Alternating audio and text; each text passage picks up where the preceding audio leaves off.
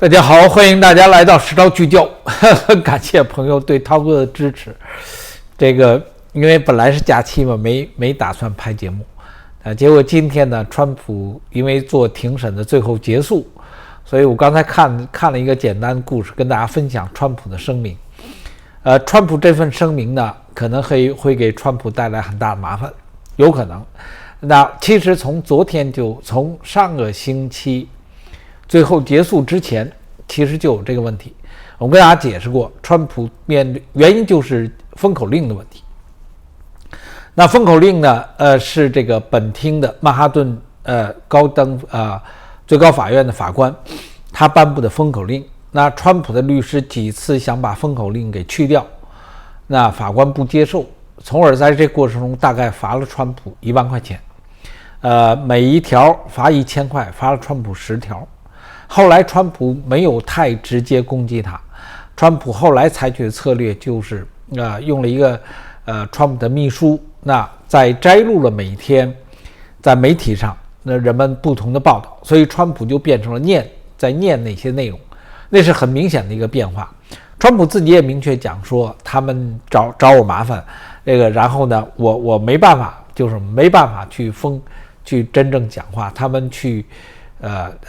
就是等于是伤害了我的叫什么修正案的第一言论自由这一条，川普非常明确，但法庭是法庭，所以川普被卡在这个缝上。那本庭的法官呢，根本就不让步，所以川普就以这样的方式而存在。结果在过去的1个星期里面呢，因为没有开庭了，就等到今天才开庭，所以川普就在真相社会上和透过真相社会转载在 X 上的川普的一个账号，在明确攻击抨击的这个法官跟检察官以及他的证人这是主要的3个人。那在抨击的过程中，川普没有用太多其他词汇，确实没有腐败啊，沟通在一起啊，很矛盾啊，很对立啊，本案根本不存在，基本上是以这样的方式而出现的。那在这样的方式出现背景之下呢，我们刚才第1个节目当中讲述内容，川普再次评价，就是说本庭的法官是执行了拜登的命令，那再进行选举干预。那这个案子在7年前，你应该在7年前就提出来，没有提。那在当时的联邦的案子已经判决川普不存在任何联邦罪名，联邦的案子不存在任何联邦罪名。那结果曼哈顿的高等法院、曼哈顿的检察官却以地方法院跟地方检察官去状告川普的一个联邦犯罪，因为选举干预是联邦犯罪，联邦犯罪跟重罪，这就变成了突破了一个地方的一个一般的案子本身拥有时间性，4年到6年，所以就变成了一个就完全就是本末倒置反着来的。那川普就再次指责了，我们刚刚在那期节目上放了整个川普内容，再次指责了这个说法，再次指责了法官的做法，因为川普也一直在声明说这个案子本身的不存在。那德肖维茨呢，其实刚刚昨天吧，应该再次发表声明，这个案子是完全不存在的，法官完全是腐败的，完全是堕落，法官完全是这个就是违背宪法的，就是在美国诸多著名的宪法学者，乃至于包括我们看到的 CNN、纽约时报都在改变态度，认为这个法官就是纽约所做的做法曼哈顿高等法院做的做法是非常的，就是不在法律框架之下的。那这样的话，川普在展示的过程中，同样是以这样的方式在做着自我的评述。那评述呢，川普就用了自己的这种理解去评述了这件事情。所以就在评述的过程当中，川普再次指责这是选举干预，再次指责法官的做法跟这个检察官的做法。在这个指责之下，我们就跟大家知道，这就可能按照这个本庭的法官的说法，川普违反了这个封口令。如果川普违反封口令的话，这个法官早期的时候曾经威胁过要把川普抓到监狱去，这是存在的。那抓到监狱呢，大概最长关他10天，关他30天。那现在的问题呢，这个案子本身呢已经庭审结束了，所以再去关川普呢就没有影响本案的问题。大家要知道这故事我先陈述，没有影响本案的问题。案子已经庭审完了，就等着律师在当庭结案。结案完之后，法官做安排，陪审员做裁决。所以这个时候再抓川普，就没有去影响川普在未来的时间里面使得这个案子拖下去。在那之间，如果抓川普的话，川普就促成本案无限期的拖下去，所以这就出现了一个时间差。结果在这个时间差，就在中午吃饭这段时间，哥伦比亚公司突然传出一个消息，美国总统特勤局正在跟纽约当地的地方警察商讨如何处理川普被抓之后在监狱当中的安全问题。他的原始资料，大概这个消息传出来不到半个小时，他的原始资料来自于这个哥伦比亚广播公司。那哥伦比亚广播公司是非常恨川普的，第一个。第二个，说句实在话，就我个人我都很难相信他的报道，真的很难相信，因为他采用的时间点跟发生的事情的本身是可以营造推测这么一个消息的这个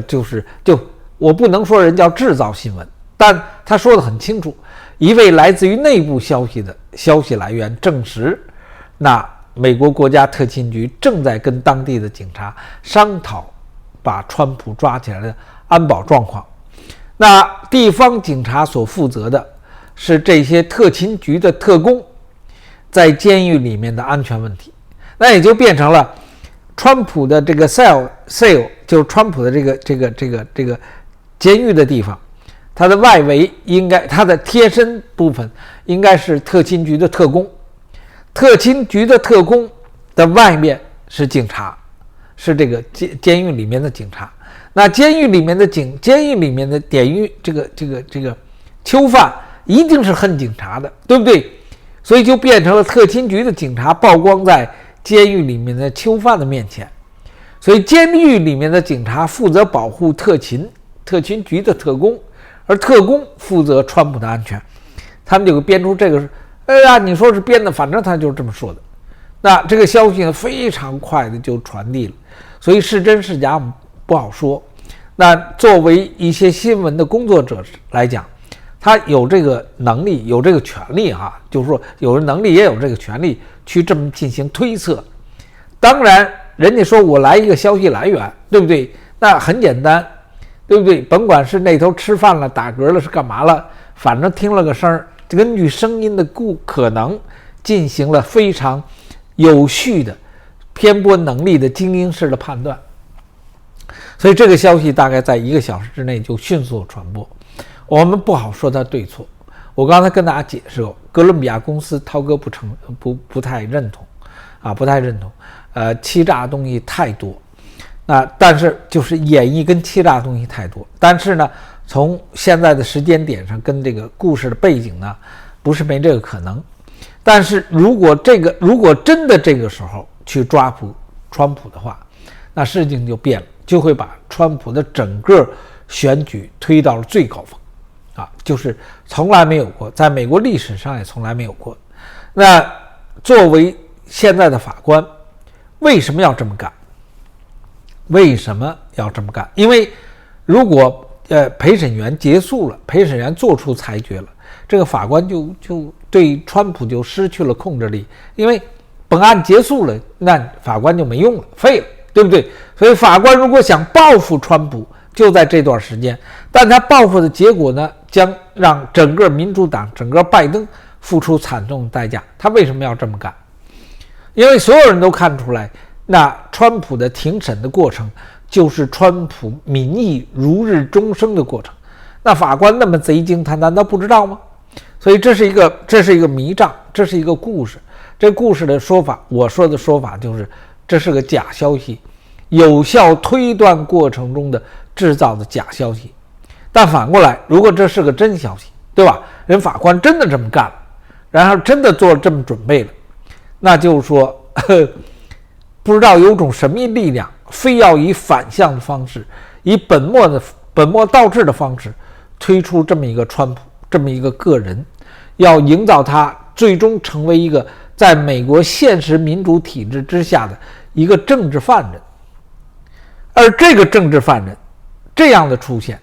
代表着美国所谓的民主的一切的沦丧的那种